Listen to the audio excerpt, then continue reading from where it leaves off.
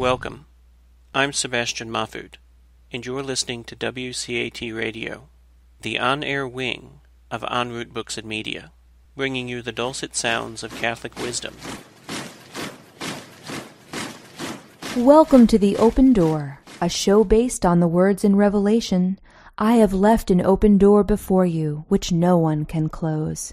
This is WCAT Radio's longest-running show, which opened the door to the radio station in October 2016.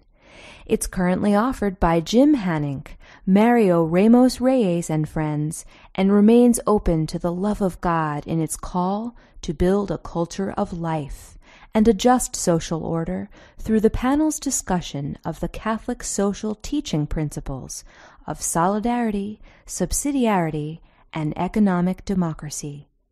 The Open Door also explores nonviolence, distributism, and communitarianism. So join us at The Open Door, where you too can be part of the conversation. Welcome to The Open Door. Jim Hanink here with co-host Mario Ramos-Reyes and regular panelist Christopher Zehnder. Our special and very welcome guest is Christopher Kuennan. Let's begin, as we always do, in prayer. Come, Holy Spirit, fill the hearts of your faithful and kindle in them the fire of your love. Send forth your Spirit, and they shall be created, and you will renew the face of the earth. Lord, by the light of the Holy Spirit, you have taught the hearts of your faithful. In the same Spirit, help us to relish what is right and always rejoice in your consolation. We ask this through Christ our Lord. Amen. Christopher Kuennan, our special guest, has just completed a thought-provoking dissertation on military ethics. The dissertation links military ethics with the work of the hermeneutic philosopher Gadamer.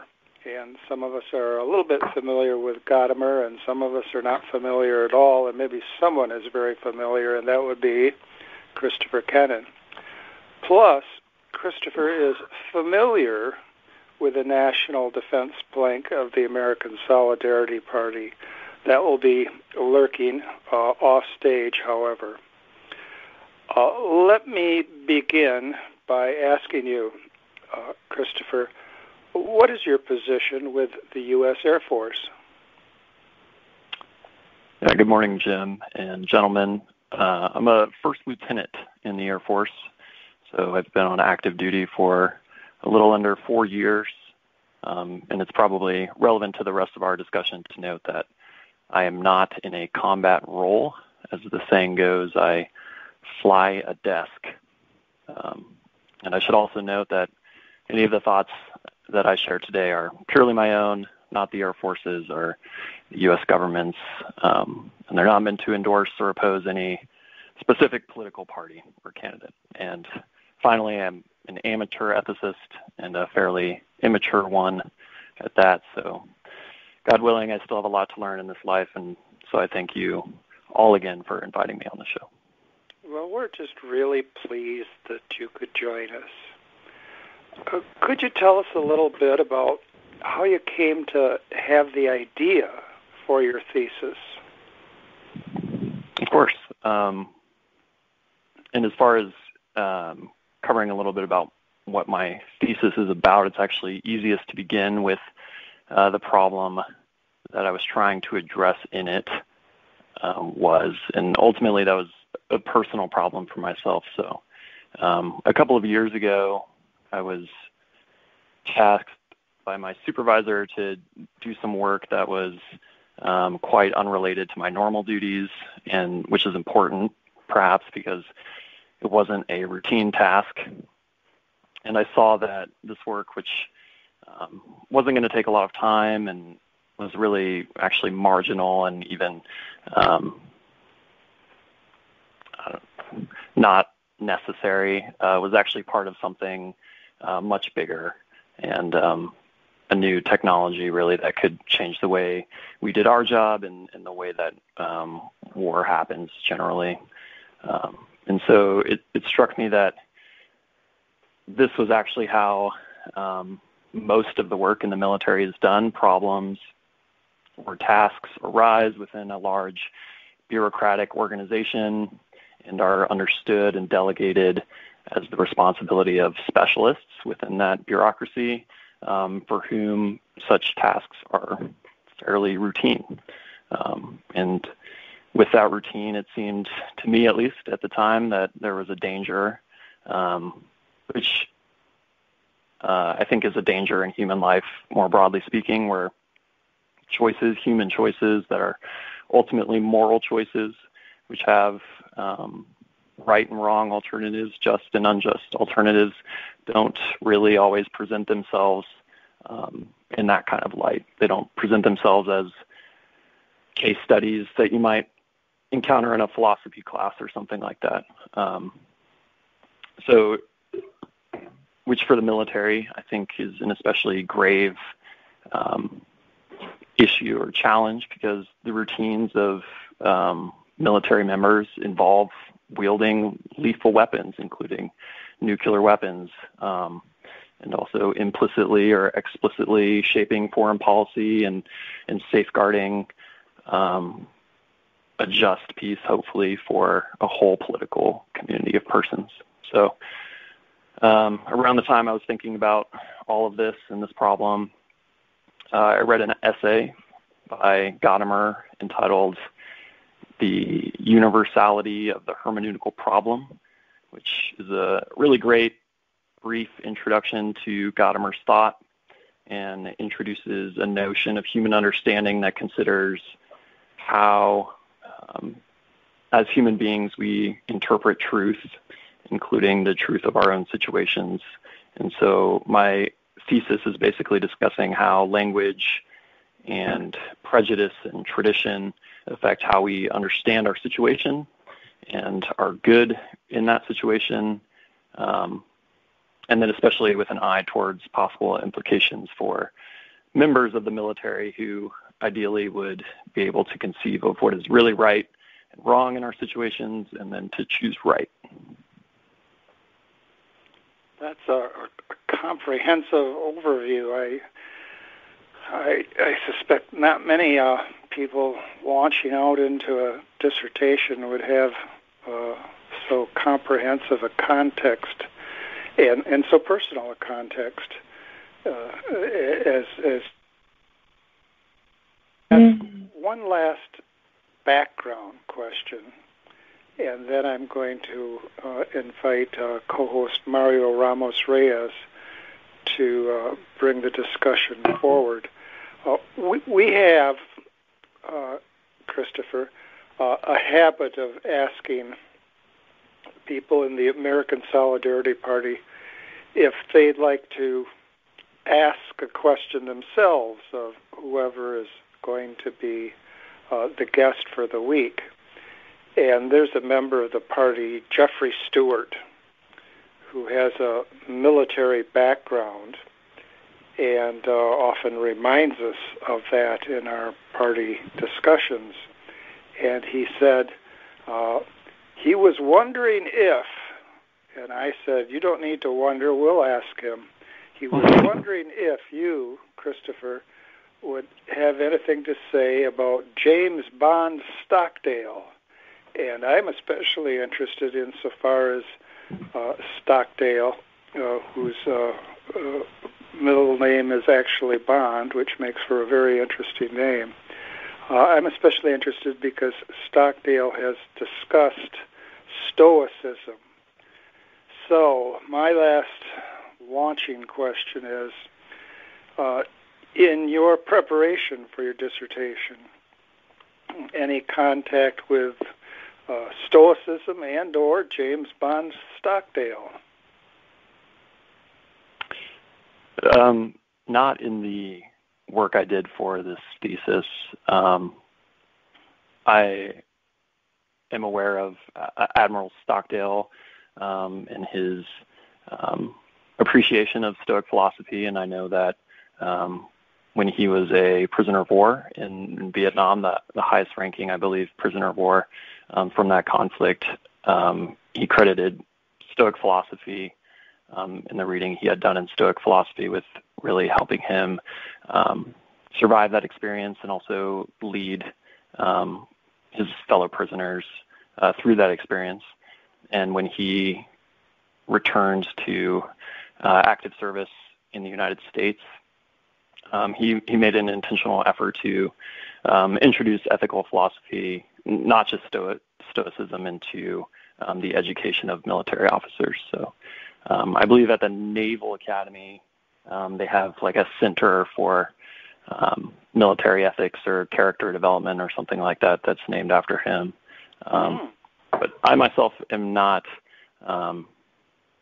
really very familiar with the tenets of Stoicism, and I didn't really address it in my work on this thesis.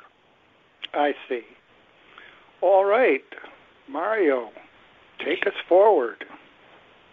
Well, thank you very much for your work, Christopher. I think it is very interesting and remind me that in my good old days of undergrad in philosophy, I read a lot of, not much, but we have a background in hermeneutic and phenomenology.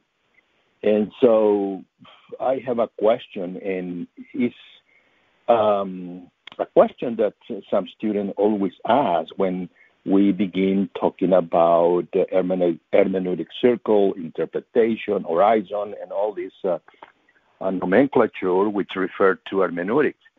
And so when I just look at your thesis and saw a few paragraphs which are very interesting, for at least to me, about language and all these things, how would you explain to someone who is a common citizen, if you will, or a student, what is the meaning of hermeneutics? Right. So historically, hermeneutics, as far as I know, refers to a science or a practice of interpretation.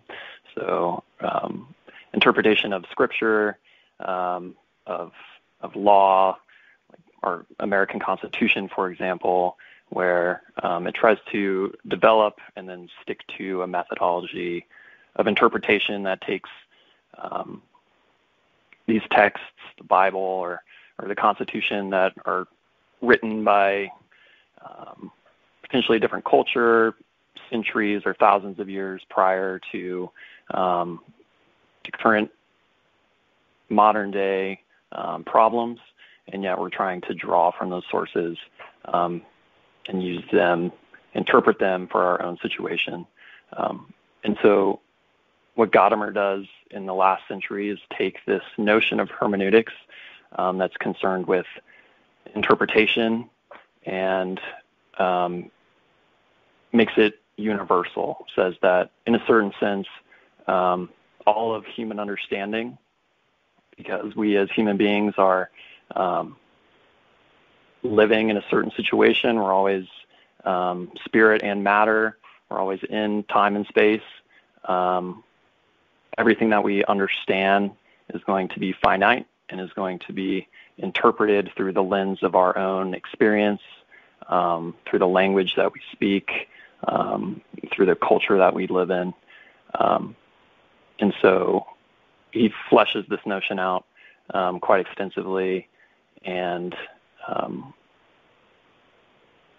proposes that a hermeneutical consciousness is the ability of a person, the virtue perhaps of a person to be able to think critically with respect to how they interpret the assertions or their experiences that others or just the world around them make to their understanding.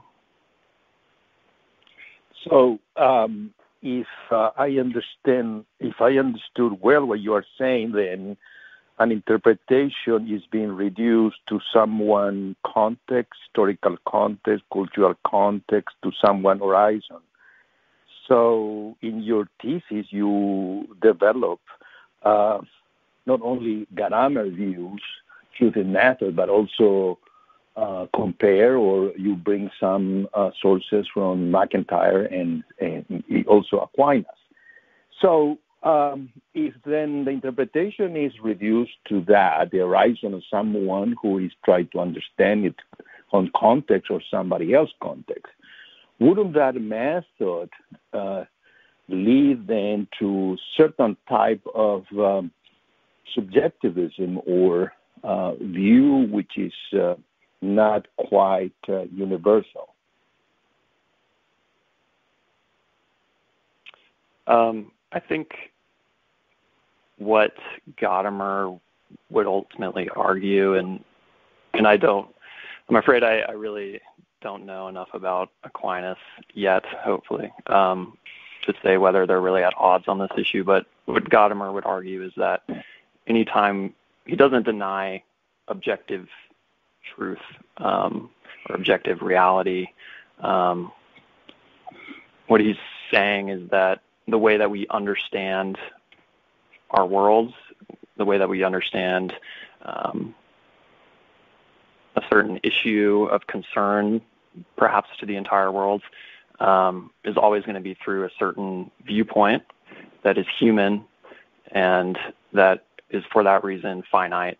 And so Gadamer adopts this idea that the way that we understand reality is really based on the structure of a question. So the way that we understand our experience and what our experience is saying to us, even if that experience is ultimately coming from something objective and something that is available and granted in different ways to different people of different cultures, it's always going to be considered by us human beings as the answer to some question that we have.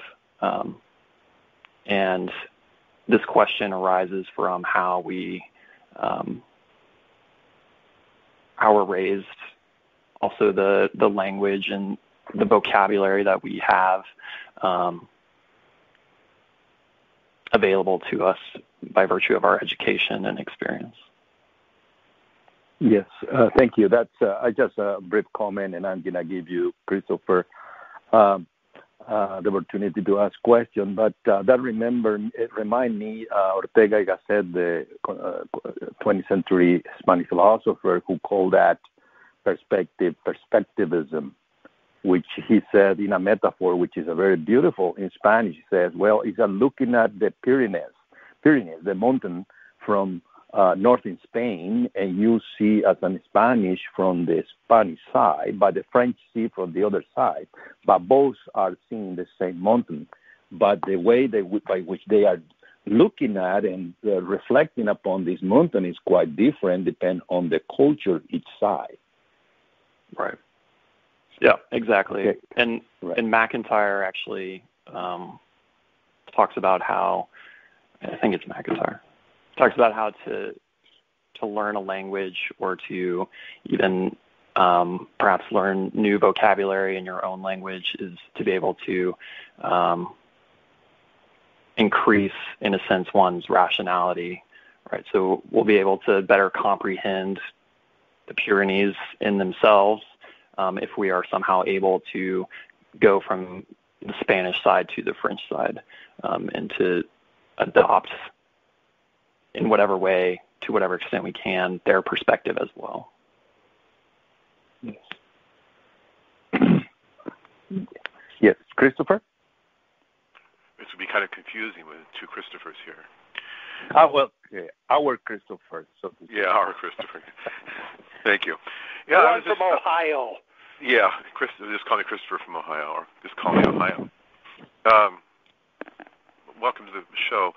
I was curious, because I'm not familiar with Gadamer, and it seems like what you're saying is that our access to something objective in terms of thought is always mediated through language and culture, history, and the like.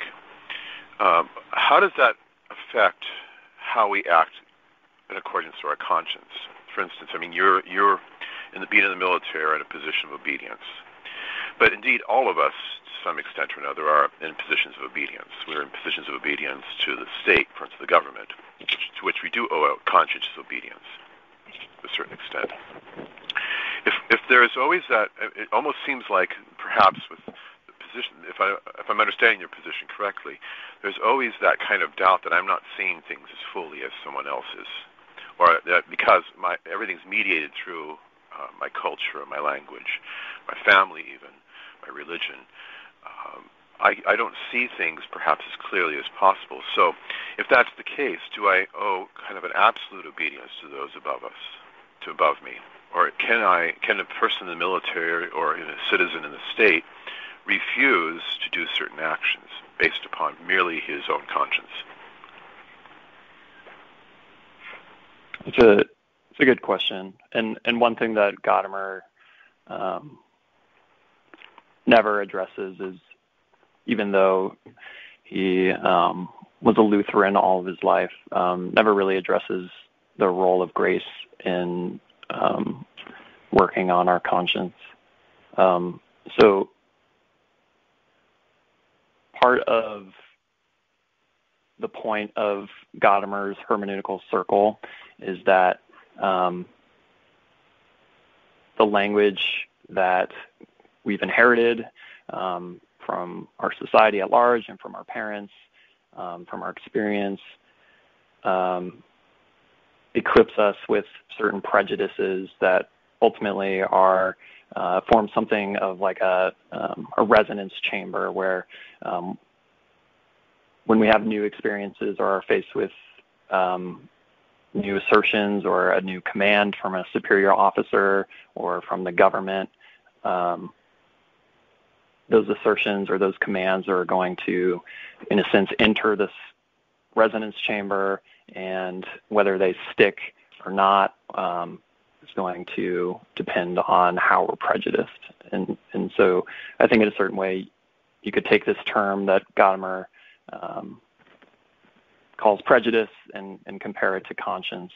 And one of the things that Gadamer says is that it's important first of all, our prejudices are what allow us to understand. They're a precondition for our understanding at all, because without them we have no context to put new experience or new information into. But they can also lead us astray, especially if what we're experiencing or what we're commanded to do is so routine that it doesn't, when it enters that resonance chamber, provoke any of our prejudices. And so what the hermeneutical consciousness attempts to do, as I understand it at least, is to encourage us to examine our prejudices, examine how and why we're predisposed to understand certain things in certain ways, and how others are predisposed to do certain things in certain ways, and to enter into dialogue, even internal deliberation, or with others about what is actually the case. What is the objective truth of what we're being asked or commanded to do by another individual, or just by our experience in the situation that we find ourselves in. The point is that putting anything supernatural aside, if we are to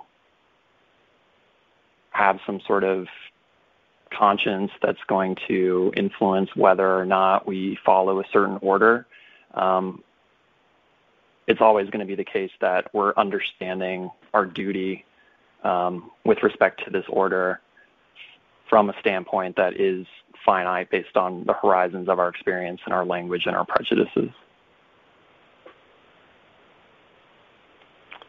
So let me ask one more question here that helps set the framework for your thesis and, of course, for our discussion today. Gadamer places great emphasis on how technology affects us and reshapes the world. Do you think that he's right in suggesting that the very purpose of doing philosophy has been altered by the new dominance of technology?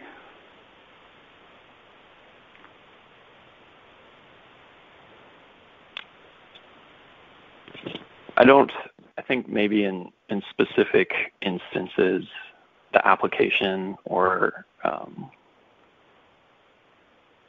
the utility even of practical philosophy specifically might change, but ultimately the type of philosophy that I'm concerned with, I think in this work and just generally with respect to military ethics and practical philosophy, doesn't change.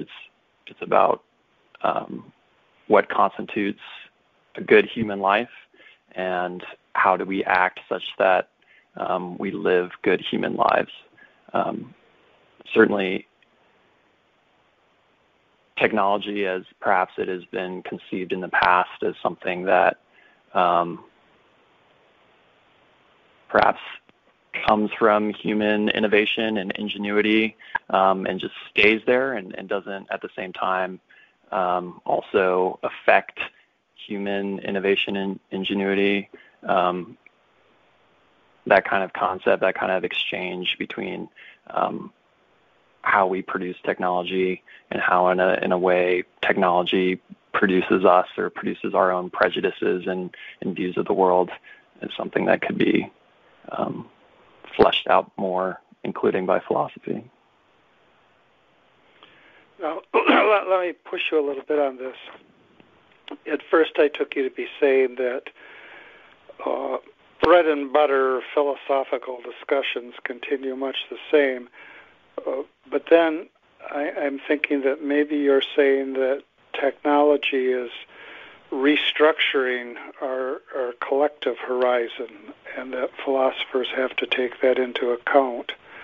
Or maybe in both cases I've misunderstood you. Could you say a little bit more then about the relationship between the work of a philosopher, professional or amateur, and the dominance today of technology? Could you say just a bit more about that, Christopher? I can try. All right. I don't That's think the most that any of us can do. Yeah. The word essay means a try. Give it a shot. Write an essay. I don't think that technology or the prevalence of technology in constituting the horizons, if you will, of human experience and human understanding changes the point of why we do philosophy. And I don't think it changes what it means to be human or what the human good life looks like or is. That being said, I would agree that technology, in a certain sense, does change the horizons of our understanding. And on a practical level, I could see that as our horizons could be expanded because we have access to so many different viewpoints that perhaps we wouldn't have had access to before if we were all doing our philosophical deliberation in some small village in the middle of Russia or something hundreds of years ago. But at the same time, certainly I think that as we've seen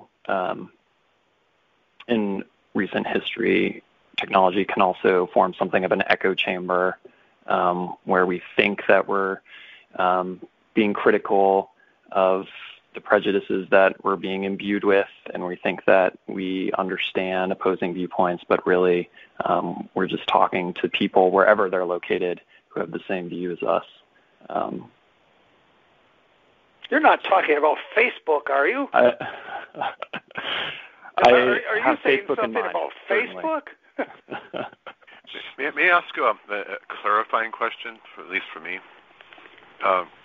You speak in terms of metaphors, which I think is fine a certain extent, horizons and echo chambers and that sort of thing. Are you saying this? Aristotle and St. Thomas would say that all our knowledge comes from experience. So if it comes to us through our senses, what we experience. Is it that technology allows us to have a whole new set of experiences that we might not otherwise have had? Is that what you're saying? I would at least say that, yes. And what else would you say? Yeah, go ahead. And I'm not sure what the implications of this are. I haven't perhaps thought about it enough, but I think in the way at least that maybe Aristotle presents technology as just this product of practical human intellect and will isn't sufficient insofar as once technology is created as the product of human intellect and will, then, as you said, and as I've tried to say, at least technology will then impact the way that human intellect and will are exercised moving forward.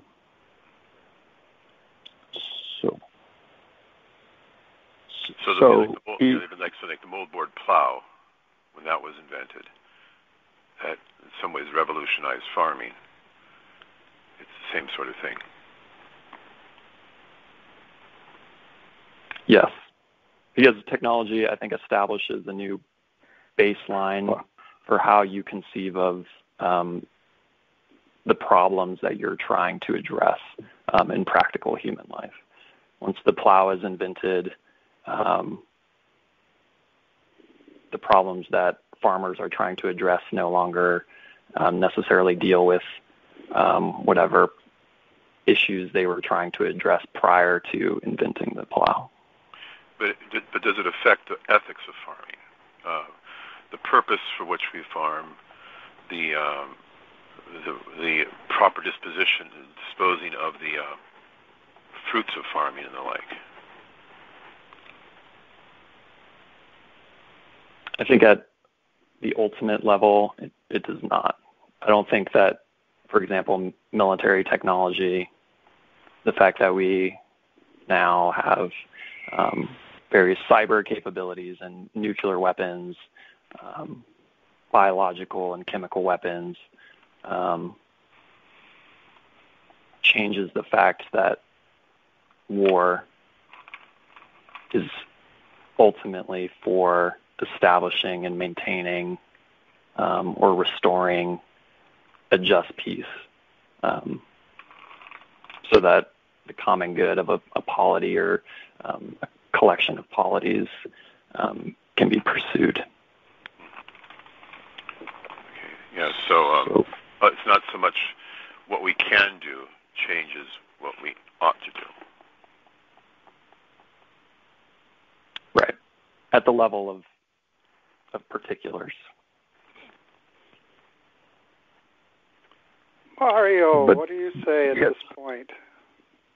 Well, then, if that is the case, we are moving into what we may call a new paradigm, where the way that we think is being shaped by the horizon and its technology. In other words, someone who is being raised today is nurtured by technology, surrounded by technology, moved by technology, stimulated by technology. That individual, which belong to this culture, may consider issues that other generation consider as well in a different light, in a new perspective. So in order to understand technology, then we need to understand our culture. And our culture is not the same as the culture of medieval ages. But in itself, technology, which is, as we know, correct me if I'm wrong, that begin in modernity, which look for a universal knowledge, or at least empirical knowledge or applicable, can be understood today within a culture. In other words, the irony has been that technology, which is seeking for some universality, only can be understood in a context which technology itself has created. So if I want to talk to my students, perhaps their horizon is completely different from mine, even though we may be separated by, 20, 25 years. Am I right about that? I don't know if it's a clear assessment. Seems right to me. I would certainly say that technology at any given time is an aspect of a specific culture at any given time as well.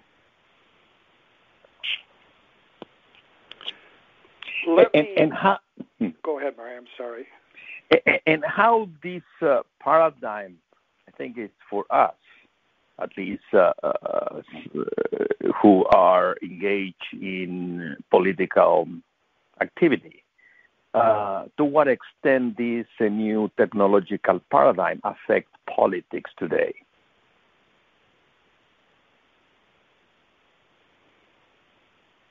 I wouldn't say that it's a new paradigm. I think that certainly the complexity and maybe the pervasiveness of a certain kind of technology has maybe even a greater impact on certain cultures, including our own culture.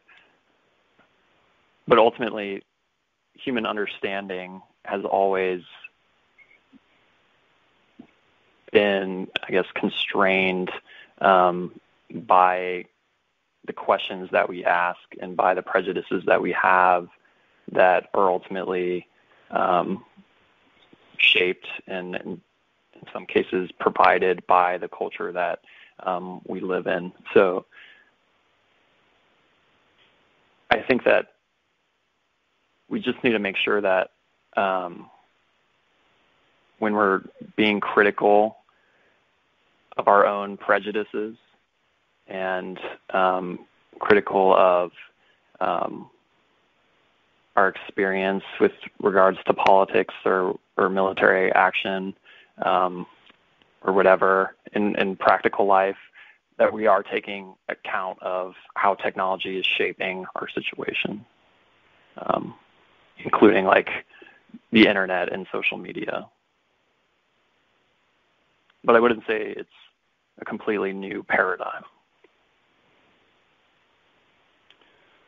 What's not new, surely, is the role of power and institutions that are power-based. And there's clearly a link here with technology. When we think of, say, hacking or problems of cybersecurity, while there are any number of rogue groups involved in this, the notion that the state has, a fundamental power certainly connects with the state's use of technology. And thinking of Gadamer and his desire that we really try to understand each other, that we really take our mutual efforts at interpretation as seriously as we can. What happens when we come against the language that gets generated by power-based institutions?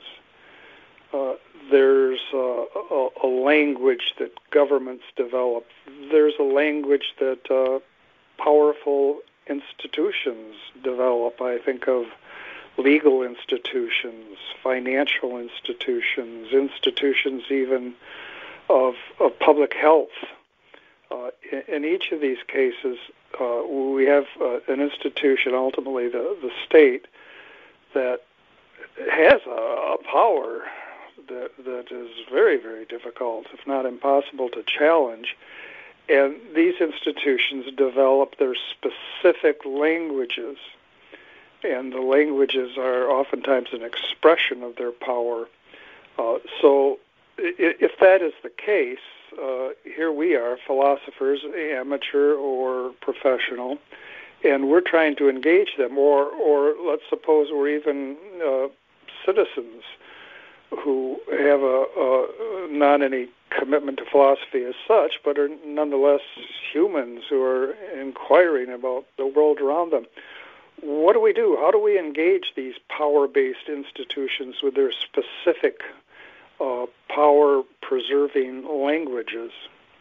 Any thoughts on that? Yeah, I think that what Gadamer is going to call genuine language, which certainly the term can be applied to the kind of vernacular that's used by power-based institutions, including the military. Language has to refer to a way of speaking, a way of dialogue that actually names truths or goods as they're understood by the people that are using the language. And so, because practical philosophy is not the same as practice, and military ethics is not the same as military ethos, if one wants to affect the language of a power-based institution, then their engagement has to begin and end in practice and in speaking the language of a specific practice of a specific institution in a way that names what we understand perhaps as philosophers or seekers of truth, at least, or Christians, as actually reflecting true goods. And so the way, and this is one of the things I talk about in my paper, is the way that we, specifically with the moral vernacular of the military, the way that you give life to names or to terms for real goods, the language of these institutions is by living and showing others how to live in the right way, and then naming that behavior. So talking the talk and walking the walk, encouraging, teaching others to do the same, pointing at, esteeming those that live virtuously. And I think of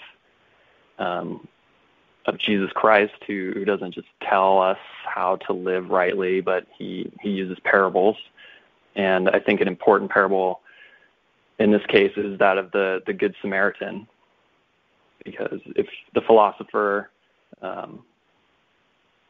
or Christian or the person just concerned with truth or goodness for its own sake, in the end it's just like the priest or the Levite who pass by the dying man on the side of the road. They don't actually affect any real good, even if they are able to recite and abstractly know the moral law. The Samaritan, the Good Samaritan in that parable, is able to affect real good because he has, first of all, a prejudice toward it. He interprets the situation in a certain light. His ethos is good. And then in his action and in Jesus' pointing to that action and saying, this is what it means to know and to live the law. The Samaritan is the one who's actually teaching the rest of us what the good requires, what the right thing to do is in situations like that. Everyone who... Go ahead. Well, it seems like you're saying that to achieve real communication, you have to demonstrate real character. And one of the themes in your dissertation is the importance of character in military education today. I wonder if you could expand on that point a bit.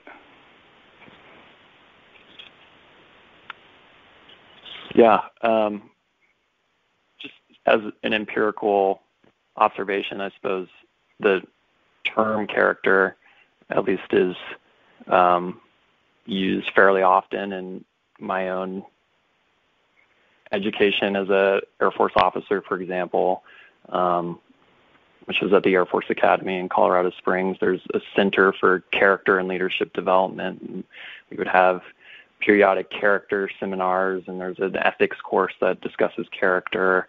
And I think our mission statement was to develop leaders of character for the nation. I think that this emphasis on character within the military is perhaps a legacy of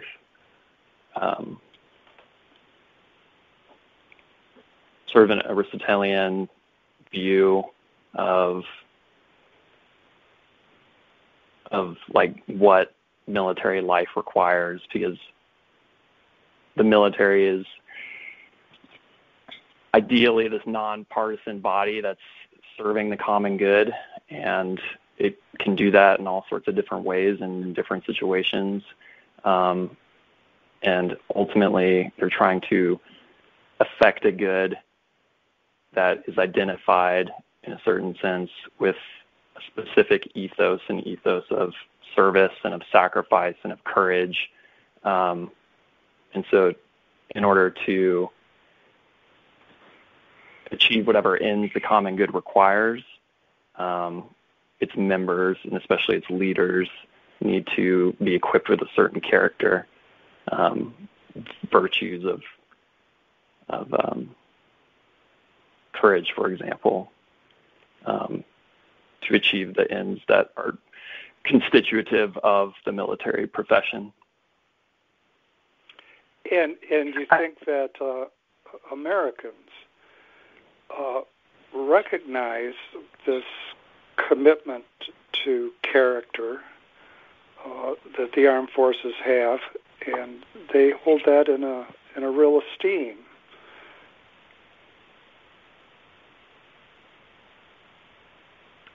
Yes, I think that's definitely the case, or at least my personal experience. And I know that when I was coming out of high school, I was attracted to military service because I perceived it as a profession,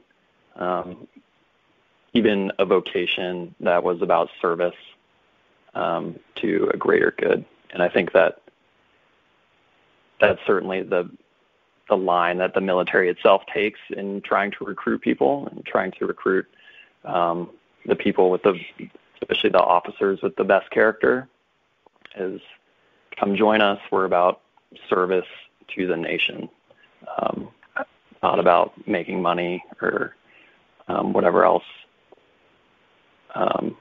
educated and driven people might do in the commercial world.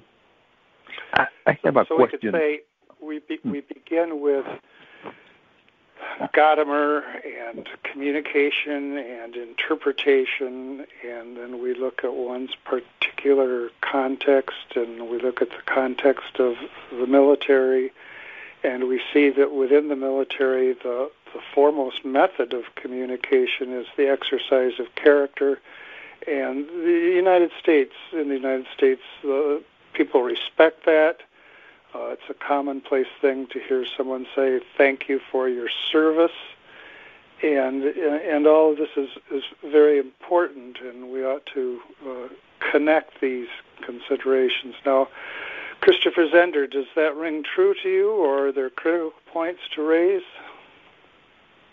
Well, I certainly think it's true that many men enter the military for that reason. Especially in rural areas, I think there's a high idealism oftentimes connected with the military. The question I would have is, the content of character, what it means, what moral action is in the military context. So one could have an ethic, but the question would have to be whether the ethic is a right ethic or not. And that's, I guess, that would be another question. That would be a very involved question as to whether the ethics of use in bello, the rights that one may do in war, are those the same ethics, say, that you would find in a Catholic would recognize. So it's more the content of what it means to be a just man in the military context. I'm not so sure that everybody enters the military for those reasons, but I think absolutely not. Yeah, I can attest to that. Yeah, I'm not sure even if a majority of people enter the military for those reasons. I mean, I don't know how one can determine that. But historically, I mean, not just the U.S. military, but military in general has not been seen as a place of encouraging virtue, rather the opposite.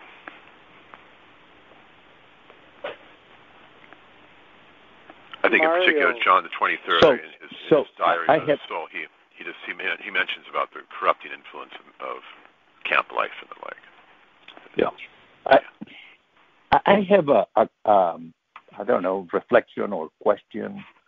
In this is this. If Gadamer is talking about culture, context, interpretation, and all these terms, which are very rich, in order to understand our own situation, to what extent those explanations are just pure theory or an explanatory way of understanding reality, theoretically. In other words, to what extent this in itself is an explanation without experience. And if that is the case, we need something else to understand that. In other words, you can talk about character, which is being taught at the Naval Academy or any other military institution, which to me sounds very good, but unless I go there and experience firsthand, I may not understand what that means. In other words, we need something else other than this content, this explanation. We need to be there in direct contact with that experience. And I think that's relate to the example of the Gospels. It's not enough to tell people what they ought to be doing rather than being a witness, but not just theoretical witness, rather than real witness. Go there, and then you will understand what I'm talking about. That reflection come to me because I have been reading lately The Sign of the Cross of Edith Stein, which precisely she's referring to that. One thing is to know exactly the theology of the cross. Another thing is going through direct first-person experience through that. So my question is, do we need then in hermeneutic add something else, such as have a direct experience of the thing that we are claiming in order to understand that things?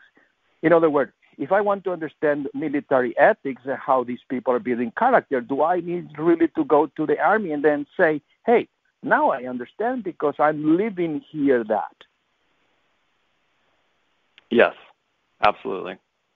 And that's kind of what I was trying to get at earlier with our discussion about the language of power-based institutions to actually affect a change in the way that an organization or people within the organization pursue the good. It's not enough to simply talk in philosophical or abstract terms about what the good might be. You actually have to pursue the good. And in the pursuit of that good, try to the extent possible to introduce your own experience of the pursuit of good, the experience of other people that one can point to as pursuing true goods, like the Good Samaritan, and try to bring that up into this both implicit and explicit dialogue within an institution or within practice about what's actually good. And that dialogue, again, doesn't necessarily take place at just an academic or theoretical level. Primarily, it takes place implicitly in the way that we relate to others and relate them to ourselves in the way that we act. Right.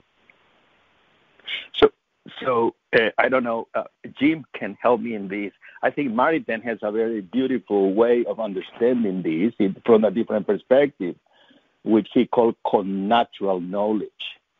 And he referred to if someone goes to a priest and he starts explaining what confession is, that is a theoretical knowledge. But if someone go and see an old priest and go to his parish and he has been there for years and years, he may have the wisdom that theologian theoretically lack because he is closer to human experience. Right. But that doesn't mean that the actual experience of confession changes the theoretical basis of it. So, like, for instance, with military ethics, back to that, does one have to be in the military and experience war, for instance, to know what the principles of jus in bello are? Yes. I don't think so, because ultimately the language, if you will, or the tradition or the horizons that military members are taking with them into battle, or even for someone more like myself, just into their sort of daily work, which at the same time is affecting many of these same defense or martial ends, isn't just like the language or tradition of the military.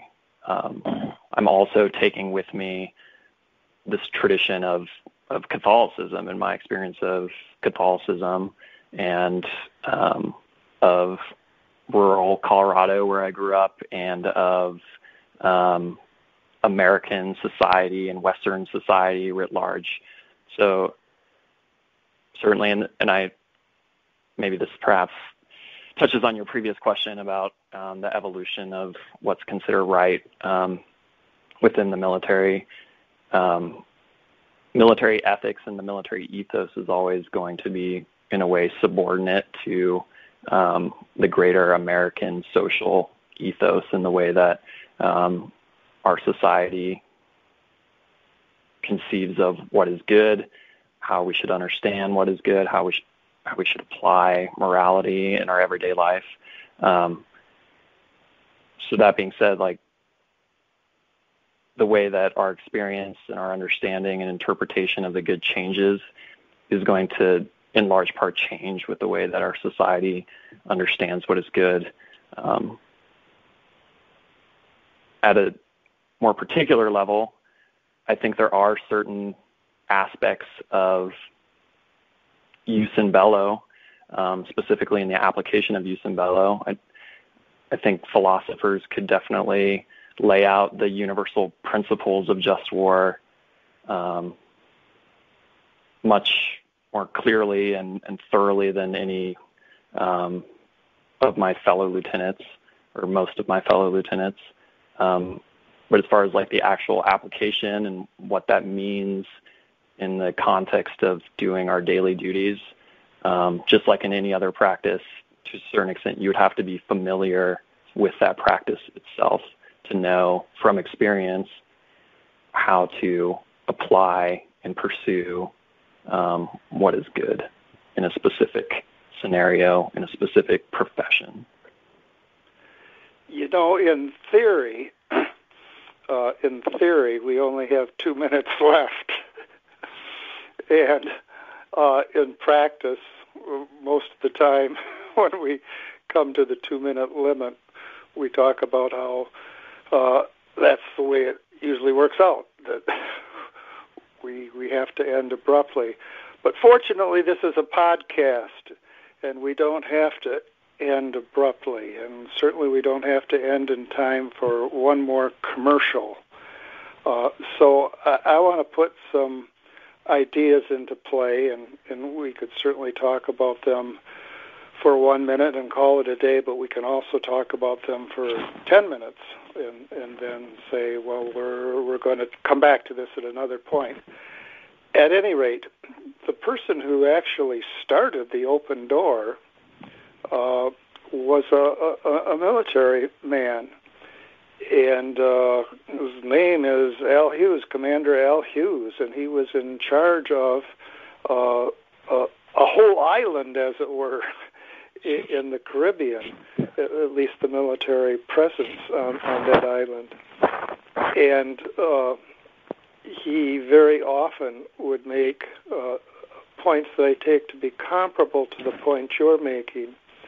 We can talk from a theoretical perspective, and we should talk from a theoretical perspective about the requirements of a military action, the ethical requirements. But in the end, we have to look to the people who are engaged in the action. And when he would say things like that, and the first time I said this, he was somewhat surprised. I said, well, Commander Al, you're talking to somebody who grew up, not in the military, but with a generation of orderlies. And then I explained to him that I was a conscientious objector during the Vietnam War, and then I got so conscientious that I returned my draft card. And I must say, Christopher, that I commend as highly as I can your judicious discussion and your willingness to consider alternatives. And I'm really proud of you for that. Nonetheless, it seems to me that, well, here are some parallels. We have candidates in the Democratic Party with respect to abortion saying, yes, it's important to draw the line, but who should draw the line? Women should draw the line. Let's trust the women. And I think to myself more often than not, well, you might just as well say, let's trust the men as trust the women. And a friend of mine recently wrote a piece, it was a satire. The piece had as its title, Trust the Landlords. When it comes to questions of evictions, you could have various theories about evictions and when they're legitimate and when they're not legitimate, but in the end you ought to trust the landlords. Well, then you begin to wonder whether you ought to trust the landlords, and when someone says, trust the people on the ground, the troops on the ground, well, to trust them would mean that you have to trust their leaders, which would mean you have to trust the generals. And I must say, I don't trust the generals, and I don't trust the apparatus that gives rise to generals. And I think now we have a real test case, and the real test case is for Catholics. The Holy Father says, although Dorothy Day and others within the Catholic Church have been saying it for generations, the Holy Father says the very possession of nuclear weapons cannot be justified. And when I think of that, I think of a student I had, it's getting on to be 30 years ago, who was in Air Force ROTC, and he was in college because he was in Air Force ROTC. That's who was paying the freight, and he came to understand that if he followed the trajectory that he was on, he might very well go from the Jesuit university in which he was a student to Minot, is it South or North Dakota, and there he would be operating a silo in which a nuclear warhead-tipped missile was. And at that point, he had to make a decision, and his decision was, no, I'm not going to do this, and if it means that I have to give up my college education, so be it. That's exactly what I'm going to do. And when I say to someone, thank you for your service, which from time to time I do, I think to myself, and I hope your service was based on conscience. I hope your service was based on conscience. And it's so incredibly easy to switch to the vernacular, to get things absolutely ass backwards. And I want to give a concrete example. One of the newest blesseds within the Catholic Church is Blessed Franz Jagerstatter. And he grew up not in a little village in Russia, but in a little village in Germany. And he was the only one in his village, precisely as a Catholic, to challenge military, as it were, service under Hitler. And he had a family, and he was a farmer. And for his pains, he was told by his bishop that he ought to be more practical, and he was beheaded. And yet his beatification says, well, look, he was the one that was following the right course. Now, what kind of education would help him to follow the right course? What kind of education would help someone in the service today who's involved in nuclear stockpiling? What kind of education would help that person to follow the right course? And I think in this regard, as in so many other regards, we as a people are in a state of profound crisis. And you frequently, and I commend you for this, refer to our Lord Jesus Christ. And one of the things that, should you read the gospel, should we read the gospel, should we read it with care? What we learn is that we are in a time of crisis, and we have to listen. And those are my thoughts in terms of what kind of a context in which we should be educated, what kind of a context should that be, and whether the military, in fact, provides that context, whether, say, Jesuit schools provide that context when, in fact, they encourage Air Force ROTC.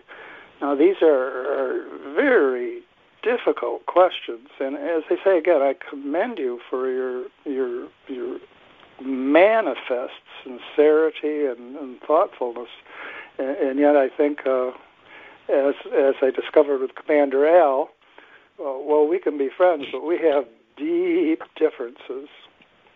I don't know. Thoughts as we come towards the end of the show. You might care to comment, or Mario, or Christopher from Ohio? Well, I certainly appreciate your thoughts, Jim. And I would just say, with regards to your first point about the comparison with leaving issues like abortion up to women, or issues of eviction up to landlords, that I absolutely do not think that the final or ultimate say in what's right and wrong about warfare generally should be left up to individual military members and their leaders, officers on the battlefield. But ultimately, the decisions in warfare are going to be theirs. And so if ethics, which is part of practical philosophy, which is ultimately concerned with practice, is to actually affect practice, all of our theorizing about military ethics and about political philosophy needs to come to bear in the actual experience and application of the man or woman holding the rifle, right, or the man or woman in the missile silo at Minot. And so if theoretical philosophical ethics isn't able to somehow affect the ethos of those people, then it's not really like doing its job, if that makes sense. Yeah, we have to speak to the people who are making the decisions. That's certainly the case. And yeah, I myself very much admire Dorothy Day and the clarity of her conscience, and same with even the Berrigan brothers, whose poetry I enjoy. But I think that ultimately, as I've said, like, to be able to affect an ethos, one has to be able to affect the dialogue that's taking place within a certain practice or profession. And although there's an important role for voices outside of that profession or that practice, including the military, I think that if that dialogue is to get anywhere within the profession, you need to have people within the military or within the government or within whatever institution that you're talking about that actually speak that language in their everyday life, in their ethos. Well, this consideration also connects us with Alistair McIntyre, who talks about the absolutely critical role of a practice, and practice embedded in a tradition. And then McIntyre says, and yet certain practices themselves might come to be corrupted. But what we should say is we must talk about this again, and I think maybe the people at the Acropolis who were listening to what Paul had to say about the possibility of the resurrection, who kept on listening, said, we must talk about this some more. And now we are 10 minutes past our closing time, so let's end, as we always do, with the gospel for the day. This is from Matthew. Jesus said to his disciples, "Do not think that I have come to abolish the law or the prophets. I have come not to abolish, but to fulfill. Amen, I say to you, until heaven and earth pass away, not the smallest letter or the smallest part of a letter will pass from the law until all things have taken place. Therefore, whoever breaks one of the least of these commandments and teaches others to do so will be called least in the kingdom of heaven. But whoever obeys and teaches these commandments will be called greatest in the kingdom of heaven." Come, Lord Jesus, come. Hello, God's beloved. I'm Annabelle Mosley, author, professor of theology, and host of Then Sings My Soul and Destination Sainthood on WCAT Radio. I invite you to listen in and find inspiration along this sacred journey we're traveling together to make our lives a masterpiece and, with God's grace, become saints. Join me, Annabelle Mosley, for Then Sings My Soul and Destination Sainthood on WCAT Radio. God bless you. Remember, you're never alone. God is always with you.